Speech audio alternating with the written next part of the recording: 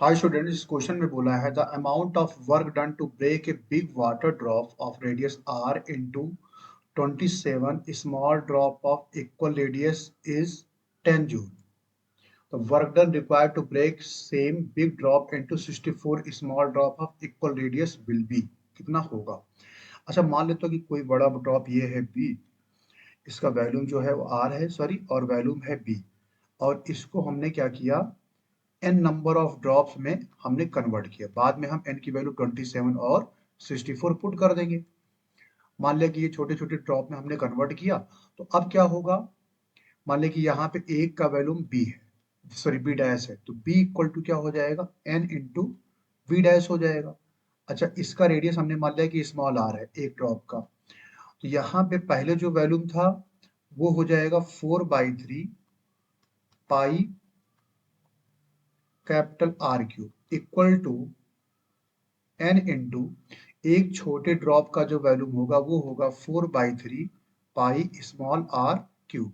4/3 पाई से 4/3 pi cancel हो जाएगा, और यहां से अगर हम r लिखें तो ये हो जाएगा r इक्वल टू n की पावर 1/3 इंटू हो जाएगा r, या स्मॉल r अगर हम लिखें तो ये हो जाएगा r upon n to the power 1/3।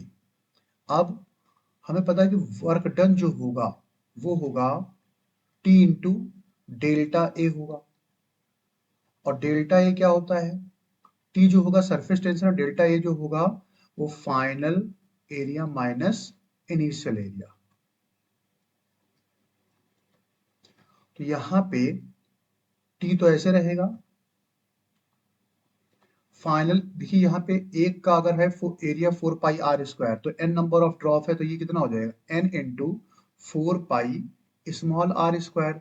अच्छा, इनिशियल बड़े वाले का, तो इसका एरिया हो जाएगा 4 पाई कैपिटल r स्क्वायर।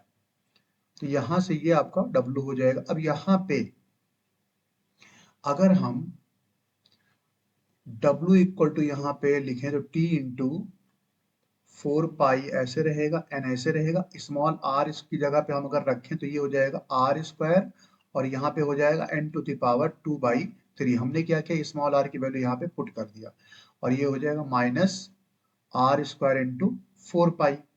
अब यहाँ पे W इक्वल टू 4 पाई तो हर जगह से कॉमन हो जाएगा, तो ये 4 पाई बन जाएगा यहाँ पे, और r स्क्वायर भी कॉमन हो जाएगा, r स्क्वायर भी कॉमन हो जाएगा, तो यहाँ पे बचेगा n की पावर 1, और ये ऊपर जाएगा तो ये हो जाएगा 1 माइनस 2/3, और यहाँ पे बचेगा -1।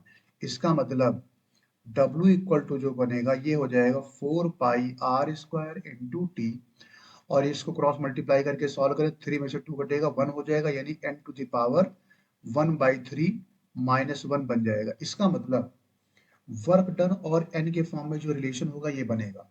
अब उसने ये बोला है कि पहले n जो था वो 10 था, सॉरी 27 था, बाद में 64 हो जाएगा। तो अगर हम इसको लिखें W1 अपॉन W2, तो ये बन जाएगा n1 टू पावर 1/3 -1, और जब W2 लोगे तो ये हो जाएगा n2, और n2 हो जाएगा यहाँ पे 1 टू द पावर 1/3 -1।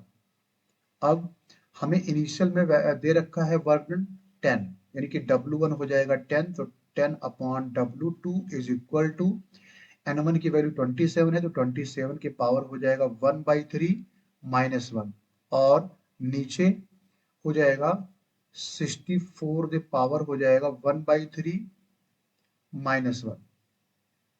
अब यहाँ पे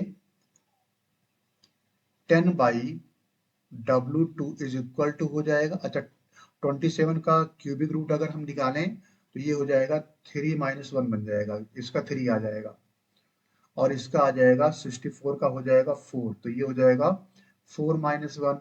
अब यहाँ से अगर हम W2 लिखें तो ये हो जाएगा 10 इंटू 4 -1 हो जाएगा 3, और 3 -1 इधर नीचे आएगा, W2 को इधर ले गए तो ये हो जाएगा 2, तो यहाँ से 2 से इसको कैंसिल करेंगे तो ये आ जाएगा 5, 5 इंटू 3 हो जाएगा 15।